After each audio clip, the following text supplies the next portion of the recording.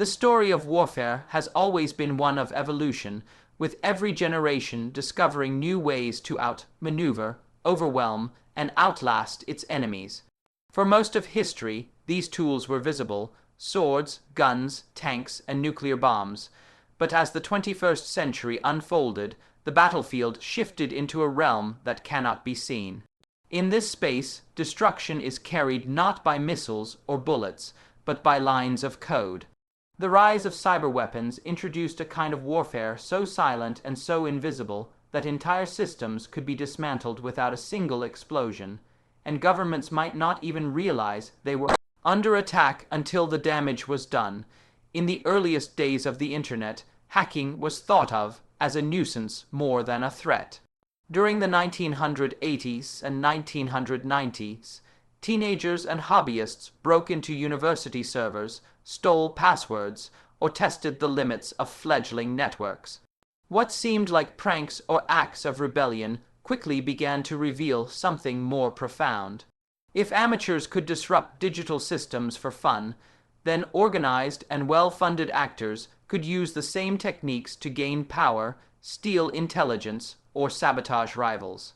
Governments were watching closely. By the late 1990s, defense agencies in the United States, Russia, and China had already begun experimenting with offensive cyber programs, preparing for a world where data and networks were as strategically valuable as oil fields and missile silos. The true turning point arrived in 2010 with the discovery of Stuxnet, a malicious program that changed the way the world understood conflict. Unlike the viruses and worms that came before it, Stuxnet was not designed to steal bank information or overload a computer with spam. Instead, it was engineered with surgical precision to target Iran's Natanz nuclear facility. Hidden within ordinary files, it infiltrated the facility's industrial control systems, the programmable logic controllers that managed delicate uranium, enriching centrifuges. Once inside, the program silently altered their speeds, forcing the machines to spin too quickly or too slowly until they destroyed themselves. To the operators, however, everything looked normal.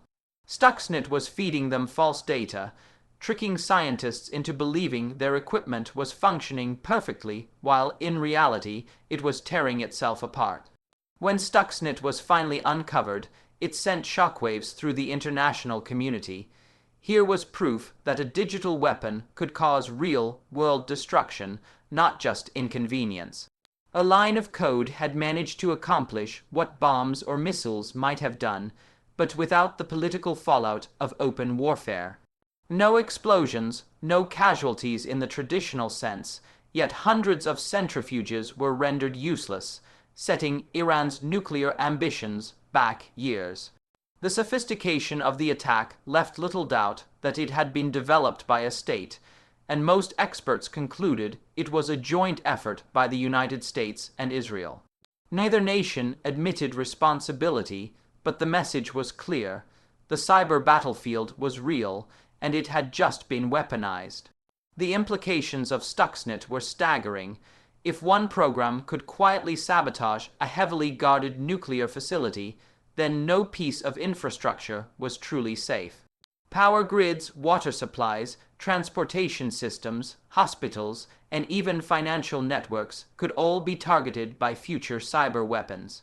Unlike traditional arms, these tools did not need to be smuggled across borders or launched from silos. They could be sent from across the globe, their origins obscured through layers of false identities and digital camouflage. And unlike a missile, which explodes once, a cyber weapon could replicate itself endlessly, spreading like a virus, adaptable and invisible until it chose to strike. What made cyber weapons even more unsettling was their accessibility. While nuclear weapons required vast resources, infrastructure, and secrecy to develop, malware could theoretically be written by a small team of skilled programmers with modest funding. This lowered the barrier of entry for weaker nations and even non-state actors. Terrorist organizations, criminal syndicates, and rogue groups suddenly had the potential to cause chaos on a global scale. Cyber warfare was no longer the exclusive domain of superpowers. It was democratized, and that made it even more dangerous. Stuxnet was only the first in a new generation of digital weapons. Its success set off a race around the world. Russia, China, North Korea, and the United States all began investing heavily in cyber command units, training armies of hackers as carefully as they trained pilots or infantry. The realization had dawned: the wars of the future would not only be fought on land, sea, and air, but also in the invisible domain of cyberspace. Cyber weapons had emerged as a new form of deterrence, a hidden arsenal ready to be unleashed in conflicts that might never make the evening news. The rise of these tools marked a shift in the very definition of warfare. No longer limited to physical destruction, war could now be silent, patient, and deniable. A virus could lie dormant in a power grid for years, waiting for the right moment to strike. A worm could spread through global networks, undetected until it disrupted stock markets or shut down transportation systems. For the first time in history, a nation's most vulnerable points were not its borders or its battlefields, but its servers, routers, and data centers. The era of cyber weapons had arrived, and with it, the world stepped into a new age of conflict where the enemy might never be seen, but their presence would be felt everywhere. The rise of cyber weapons inevitably led to the formation of organized digital armies, states, sponsored groups trained to carry out operations in the shadows of cyberspace. Just as nations built armies, navies, and air forces to protect their interests in the physical world, they began cultivating hacker units to defend and attack in the digital domain. These cyber armies are silent divisions, faceless soldiers armed not with rifles but with keyboards, capable of infiltrating power plants, stealing military secrets, or influencing elections. All without leaving their desks. Every major power has invested heavily in this invisible force. The United States, long considered the most advanced in conventional military power, created the U.S. Cyber Command in 2009. Headquartered at Fort Meade, Maryland, it was designed to coordinate the defense of America's vast digital infrastructure while also developing offensive capabilities. Its mission is not only to shield government systems and critical industries from attack, but also to prepare for strikes that could disable adversaries' command centers, cripple their communications, or paralyze their industries in the event of war. In the cyber domain, deterrence requires not only a shield, but also a sword. Russia, however, has shown the world just how aggressive state-backed hacking can be, the group known as Fancy Bear. Widely believed to operate under the Russian military intelligence agency GRU, has been tied to countless high-profile cyber operations. From targeting NATO officials to stealing documents from the Democratic National Committee during the 2016 U.S. elections, Fancy Bear became synonymous with Russian interference in global affairs. Their operations combine espionage with political warfare, using stolen documents and hacked emails as weapons of propaganda to destabilize governments and sow mistrust among allies. Russia views cyber warfare as a natural extension of its doctrine of hybrid war, blending traditional military operations with disinformation, cyber sabotage, and covert influence campaigns. China, meanwhile, has built one of the largest and most organized cyber forces in the world. Known for its vast cyber espionage operations, China has been accused of stealing trillions of dollars worth of intellectual property over the past 2 decades. Its infamous Unit 61,398, allegedly operating out of a nondescript building in Shanghai, was identified by U.S. intelligence as a major player in cyber espionage against Western corporations and defense contractors.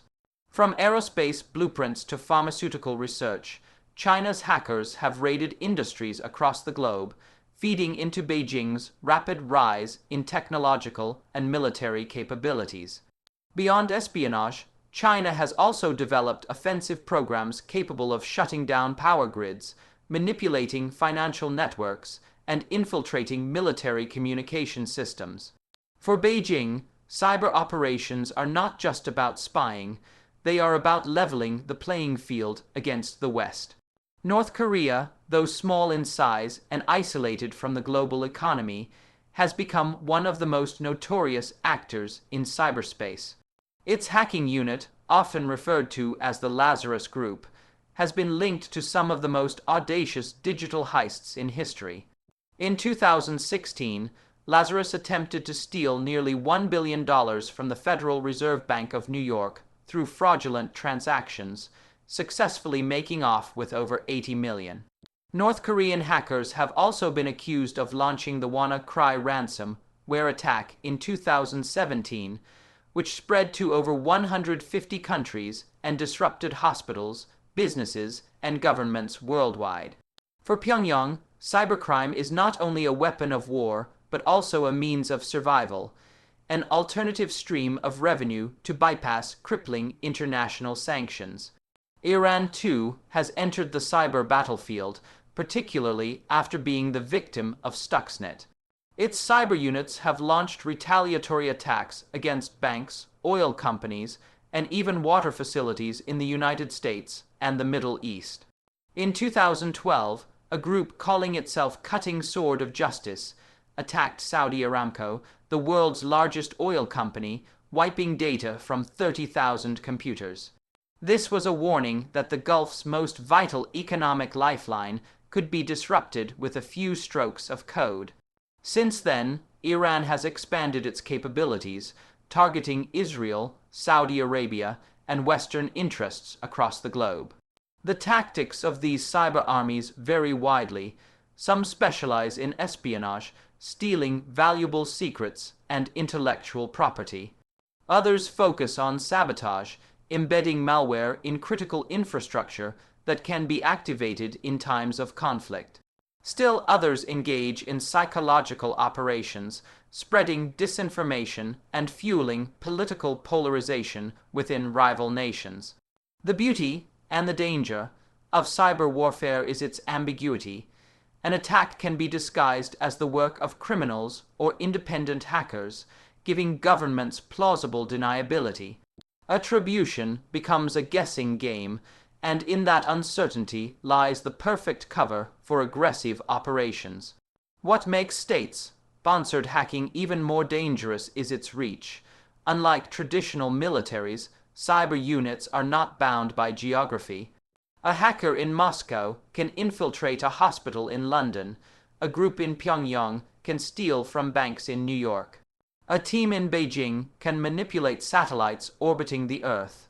Borders mean little in cyberspace, and the battlefield stretches across the entire globe. As these digital armies grow in sophistication, the line between peace and war becomes blurred. Cyber operations often take place in the shadows, far from the headlines, until the effects are suddenly felt. A blackout in a city, a financial system glitch, an election result called into question, these can all be the fingerprints of invisible soldiers working for distant governments. And because these operations rarely cause immediate physical destruction, they often fall below the threshold of traditional warfare, allowing states to strike again and again without provoking a conventional military response.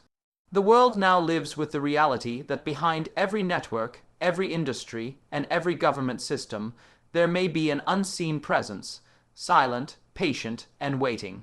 State-sponsored hackers are not simply criminals.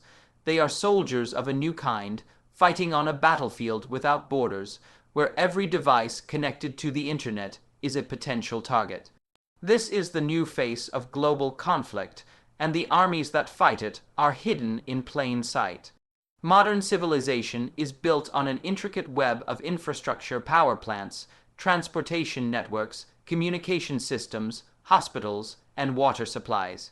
These are the arteries and veins of our societies, delivering energy, services, and resources that keep millions alive and economies thriving. But in the age of cyber warfare, these lifelines have become prime targets. Where bombs once destroyed factories or bridges, now a line of code can achieve the same outcome. Cyber attacks on critical infrastructure represent one of the most frightening aspects of the digital battlefield, because when these systems fall, entire nations can be brought to their knees. The warning signs appeared early. In December 2015, Ukraine became the first country in history to suffer a massive power outage caused by a cyber attack. Hackers infiltrated the control systems of several regional electricity distribution companies. With chilling precision, they remotely switched off circuit breakers, plunging hundreds of thousands of people into darkness during the dead of winter. The attack didn't stop there. The hackers also disabled backup power supplies and even jammed the call centers of utility companies, preventing desperate citizens from reporting outages. Forensic analysis later traced the attack to Russian-backed groups, making it clear that this was more than a prank. It was a deliberate strike against the essential fabric of daily life. What happened in Ukraine was a glimpse of the future.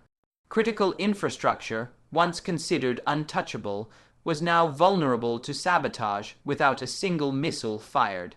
Electricity grids, gas pipelines, and nuclear plants all run on industrial control systems that, in many cases, were designed decades ago, long before cybersecurity became a concern. Many of these systems are still in operation today, often connected to the internet for convenience but lacking adequate defenses. Hackers who find a way in can manipulate valves, shut down turbines, or cause equipment to overload, creating real-world chaos through invisible means. Hospitals, too, have emerged as vulnerable targets. In recent years, ransomware attacks have crippled medical facilities across Europe, Asia, and the United States. During these attacks, hackers infiltrate hospital networks, encrypt patient records, and demand payment to restore access. In 2020, a hospital in Germany was forced to divert patients after a ransomware attack locked down its systems, and a woman who required urgent care later died, raising chilling questions about whether this was the first recorded death caused indirectly by a cyber attack. In the middle of the COVID-19 pandemic, such incidents multiplied, showing that malicious actors had no hesitation in exploiting public health crises for profit or sabotage. Transportation networks are another key target. Airports have faced cyber disruptions that delayed flights and grounded planes. In 2018, the Atlanta city government in the United States was hit by a ransomware attack that shut down municipal services, including those linked to transportation. Ports, vital to global trade, are increasingly dependent on automated systems, and a cyber attack on the port of Antwerp in Belgium revealed just how disruptive such incidents can be. Hackers infiltrated port systems to manipulate shipping data, enabling organized crime groups to smuggle containers undetected. What was once the work of bribes and guns was now facilitated by malware. Water supplies, perhaps the most basic requirement for human survival, are not immune either.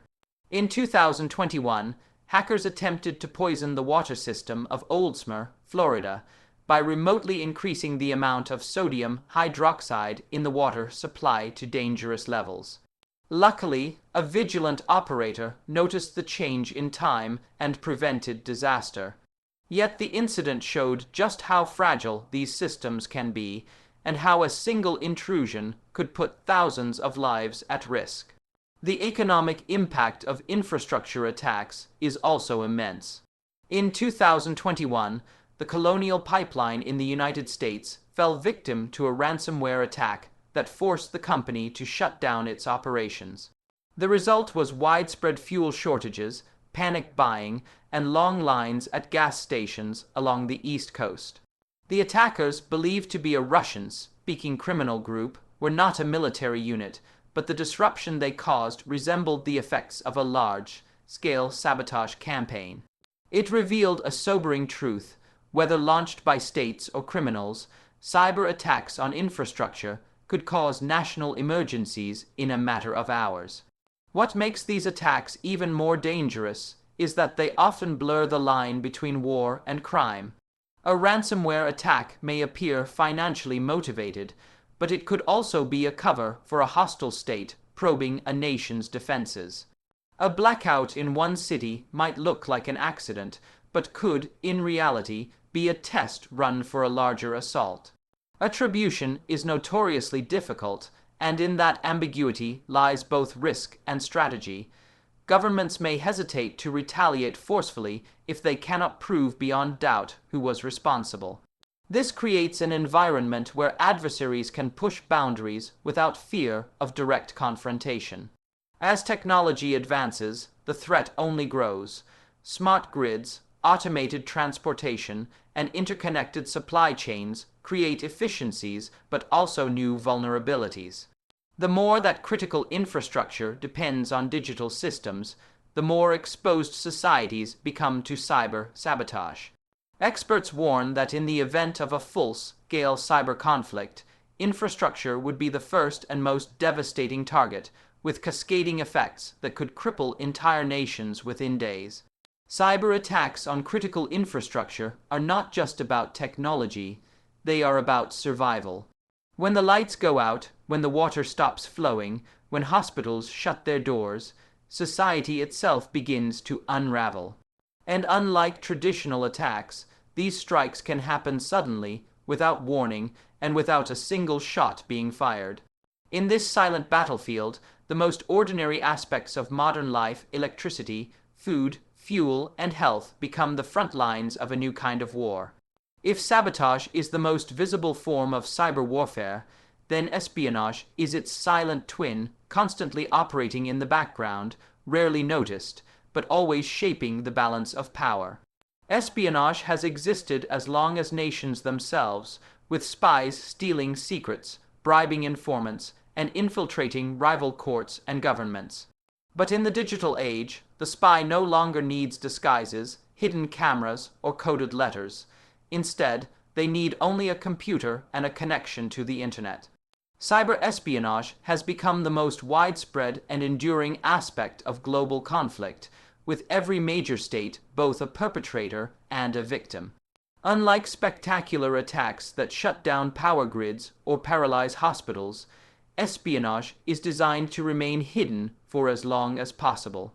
Hackers slip silently into systems, probing for weaknesses, exploiting overlooked software flaws, or tricking employees into clicking a single malicious link. Once inside, they can remain for months or even years, quietly collecting information, military plans, corporate research, trade negotiations, or even the personal emails of high-ranking officials. The value of information in the modern world is immeasurable, and cyber espionage has turned the theft of data into a powerful weapon. One of the most infamous cases emerged from the United States in 2013, when former NSA contractor Edward Snowden revealed the extent of American surveillance programs. The leaks showed how the U.S. National Security Agency had been monitoring not only potential adversaries but also allies, including tapping the phone of Germany's Chancellor Angela Merkel. The revelations sparked global outrage, but they also exposed the reality that every nation with the resources was engaged in some form of cyber surveillance. Trust among allies was shaken, and the idea that cyberspace was a tool for both defense and intrusion became impossible to ignore. China has become one of the most aggressive actors in cyber espionage. For years, U.S. corporations and government agencies have accused Chinese groups of stealing massive amounts of intellectual property. Military aircraft designs, pharmaceutical research, software innovations, and even agricultural technology have all reportedly been siphoned off and replicated within China.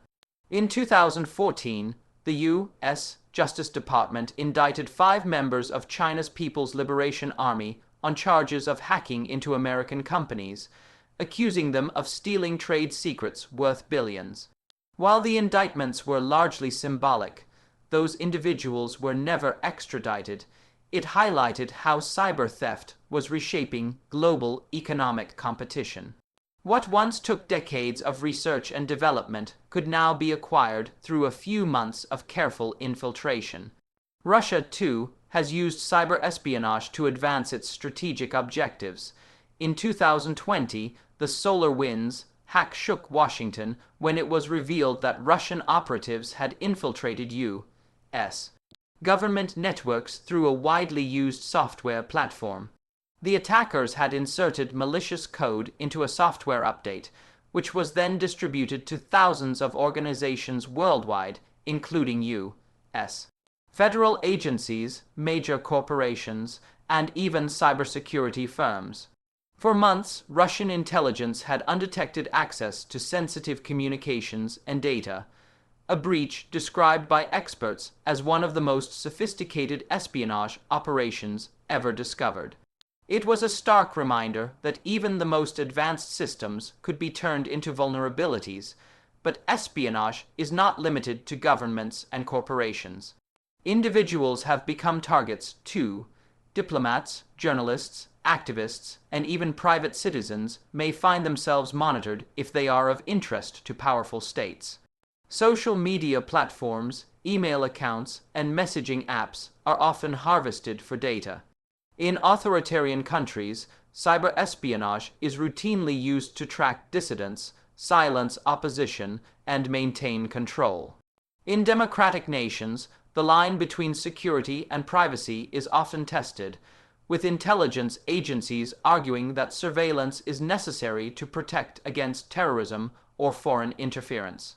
Beyond stealing information, espionage in cyberspace also extends to prepositioning for future attacks. Hackers often infiltrate systems not to cause immediate damage, but to plant backdoors, hidden access points that can be activated at a later time. This allows states to prepare for potential conflicts by ensuring they have the ability to disrupt an adversary's defenses when needed. A nation's power grid or military communication system may already be compromised without anyone knowing, lying dormant until the day it is required. This concept of living inside the network means that espionage and sabotage are often two sides of the same coin. What makes cyber espionage particularly destabilizing is its scale. Unlike traditional spying, which might require months of cultivating a single human asset, digital infiltration can target thousands of networks simultaneously. An operation can exfiltrate terabytes of data in days, equivalent to the contents of entire libraries. And while traditional espionage often carried the risk of exposure, arrest, or diplomatic scandal, cyber espionage operates in a space where attribution is murky. Governments can deny involvement, claim attacks were the work of criminals, or accuse rivals of false flag operations. This ambiguity shields perpetrators from accountability while eroding trust between nations. As artificial intelligence and quantum computing evolve, espionage is likely to become even more advanced. Machine learning algorithms can sift through stolen data at incredible speeds, identifying useful intelligence within oceans of information. Quantum computing threatens to break even the most secure encryption methods, potentially rendering current security measures obsolete. In this coming era, espionage may not just be about stealing data, but about rewriting it, inserting false information into systems to mislead and manipulate. Cyber espionage is the invisible heartbeat of global competition. It does not make headlines as often as spectacular cyber attacks, but it is constant, ongoing, and deeply influential. Every stolen file, every intercepted message, every compromised system adds to the silent accumulation of advantage. Wars may one day be triggered by cyber sabotage, but they are being prepared for every single day by cyber espionage. In this shadow war of spies without faces, every nation is both predator and prey, and no network is truly safe from the silent eyes watching within. Warfare is not only about destroying an enemy's infrastructure or stealing their secrets. It is also about controlling what people believe, how they think, and what choices they make. In the digital era, the battle for hearts and minds has migrated into cyberspace, where propaganda no longer needs leaflets dropped from airplanes or speeches broadcast over radios. Instead, it spreads through tweets, viral videos, fake news sites, and manipulated images. Information warfare has become one of the most powerful weapons of cyber conflict because it can destabilize societies without firing a single shot. The concept itself is not new. Propaganda has always been a part of war, from the pamphlets of the American Revolution to Cold War broadcasts that pitted Radio-Free Europe against Soviet state media.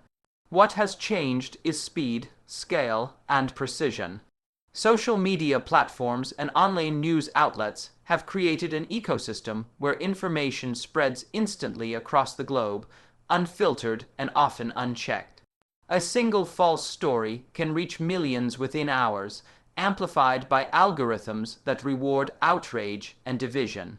Where propaganda once required massive state apparatus, today it can be launched by a small group of operators with laptops and access to bot networks.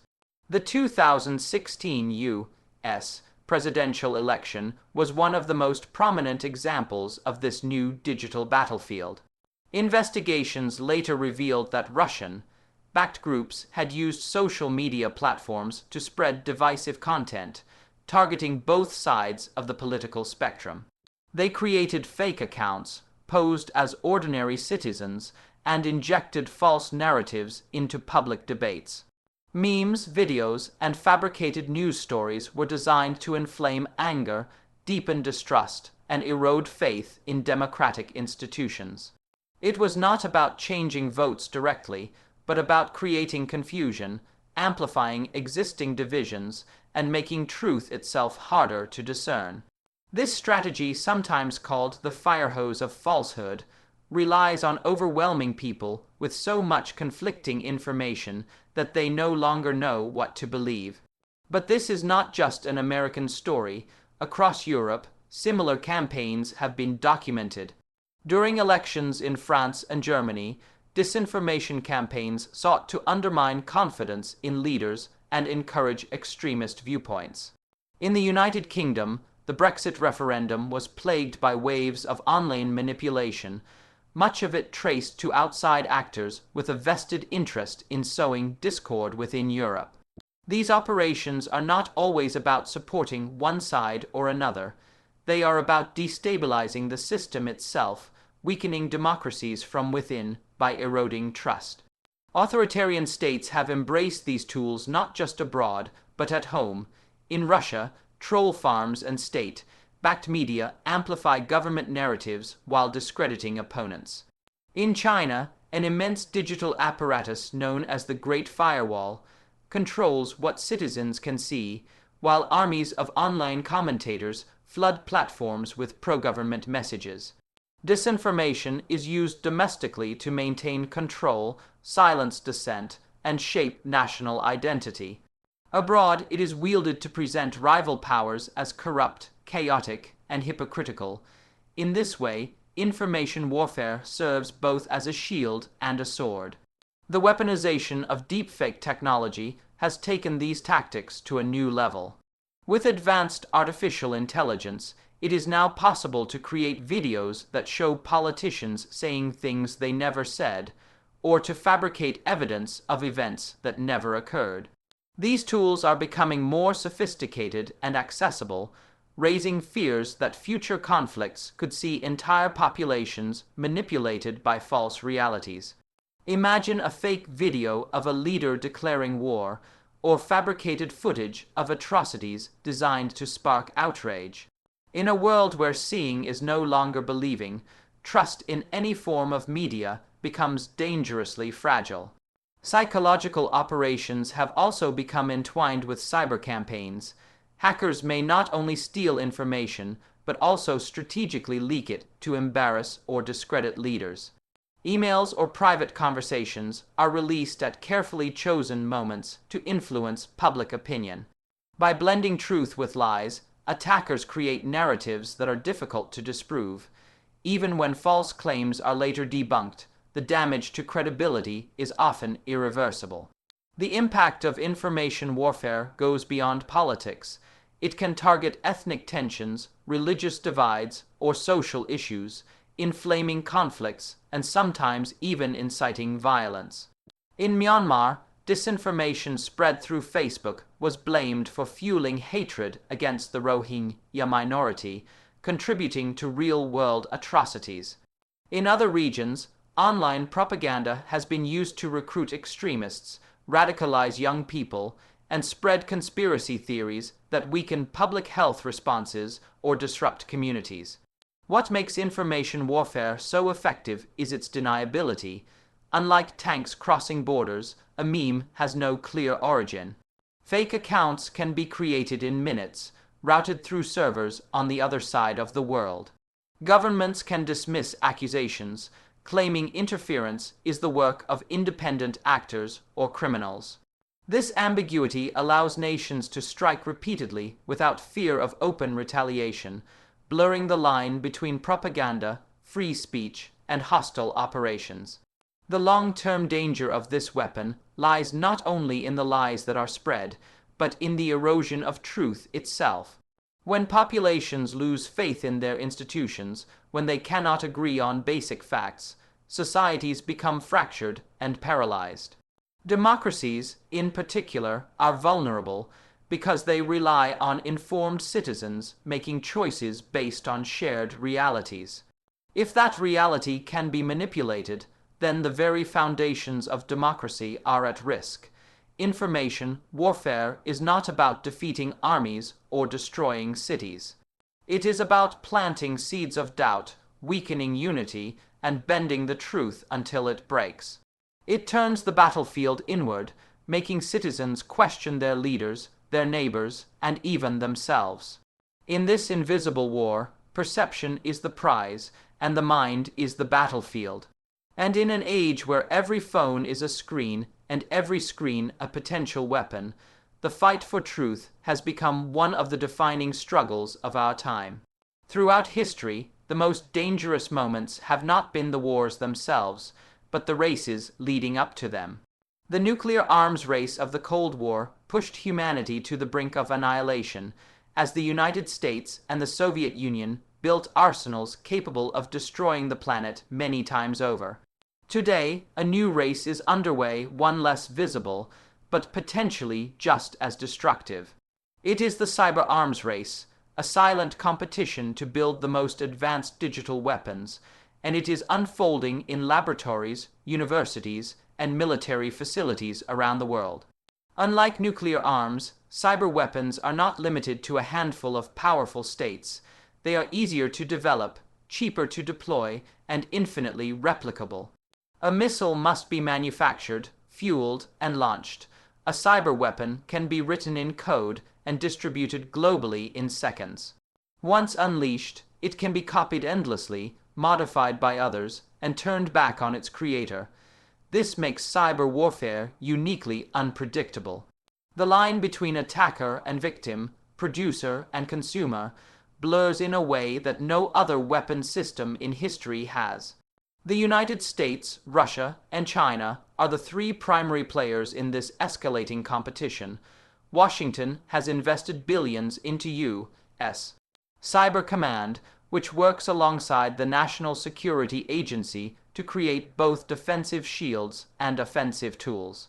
Their capabilities are among the most advanced in the world, with operations rumored to include not only the infamous Stuxnet attack on Iran, but also ongoing cyber campaigns against groups like ISIS and rival states. America's doctrine emphasizes defend forward, meaning cyber units are actively probing adversary networks to neutralize threats before they can strike. Russia's strategy is different. Moscow has mastered the art of hybrid warfare, blending cyber attacks with disinformation, espionage, and covert operations. For Russia, cyber weapons are not simply tools of war. they are instruments of statecraft. By striking at infrastructure, stealing secrets, or manipulating elections, Russia can weaken adversaries without engaging in open conflict. Its operations are often designed to test boundaries, pushing just far enough to cause damage without triggering a conventional response. This allows Russia to fight in the shadows, using cyberspace as an equalizer against technologically superior foes. China, meanwhile, approaches the arms race with long-term ambition. It views cyberspace as part of a broader strategy to achieve global dominance in technology.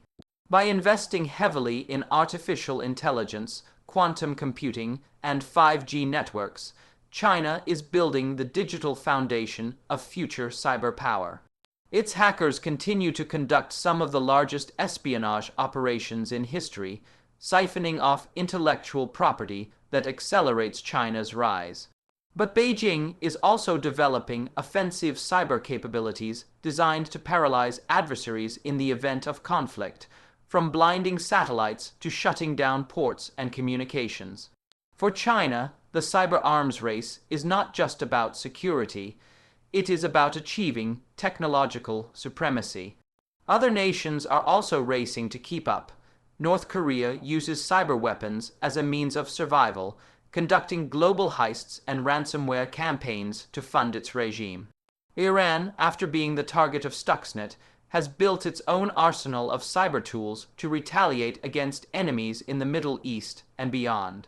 Even smaller states, such as Estonia, Israel, and Singapore, have become key players, recognizing that cyber defense and offense can give them influence far beyond their size.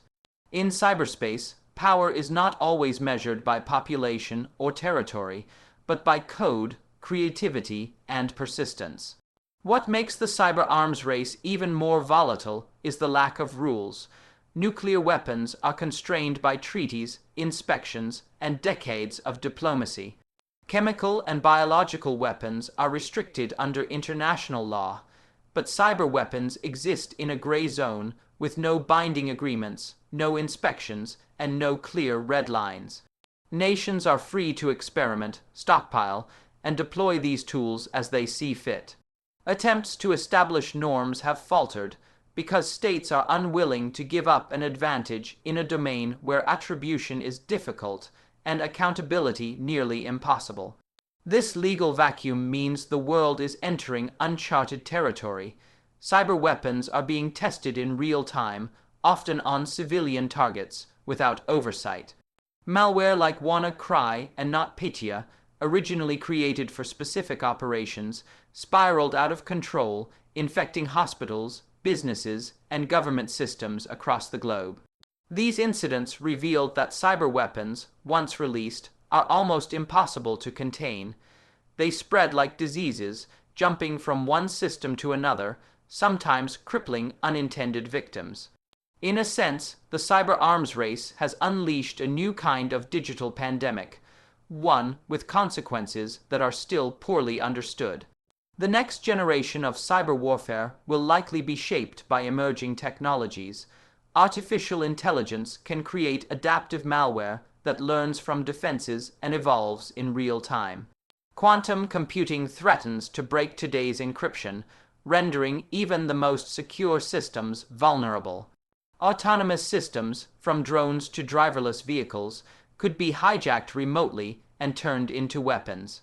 As these technologies mature, the potential for catastrophic cyber attacks grows, raising fears that the first shots of a future global conflict could come not from missiles, but from malicious code.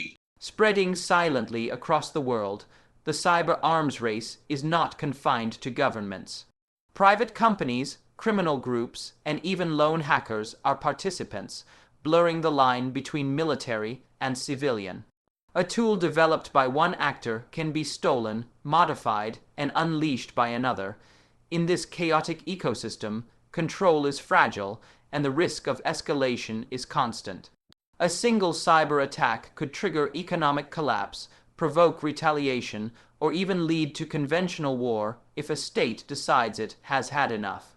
The world is once again living under the shadow of an arms race, one without treaties, without limits, and without borders. The danger is not only the weapons themselves, but the uncertainty they create.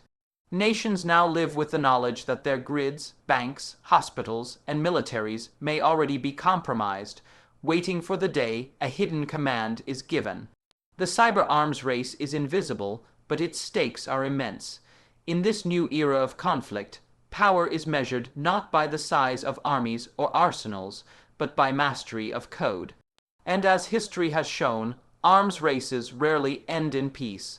They end in confrontation.